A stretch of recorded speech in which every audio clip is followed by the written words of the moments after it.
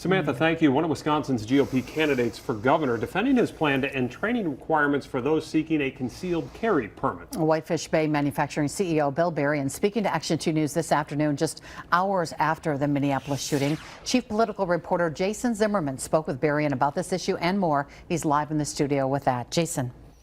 Came to receive a concealed carry permit in Wisconsin, the state requires everyone applying to complete a firearms safety or training course taught by a certified instructor, organization, or law enforcement agency. Bill Berrien says if elected, this is something he would attempt to do away with.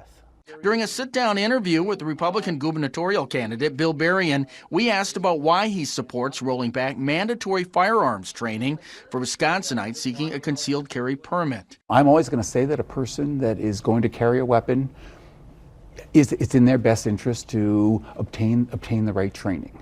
I don't believe that the state of Wisconsin should require certain training, certain payment of permitting fees and all for a person to, again, a woman be able to keep that a gun in her purse, in her glove compartment, if she feels like she needs that extra protection. Coming off a school shooting in Minneapolis Wednesday, some Republicans have called for armed security or police on campuses, which we asked Berrien about.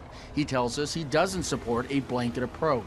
Every school is different in its environment, and school officials, parents should, take precautions depending on what the environment of that school. In the primary, a President Trump endorsement could sway some voters. Berrien says he voted for Trump 3 times, despite raising concerns over his handling of COVID. At times, was I skeptical? Yes. Did I underestimate him at times? I did.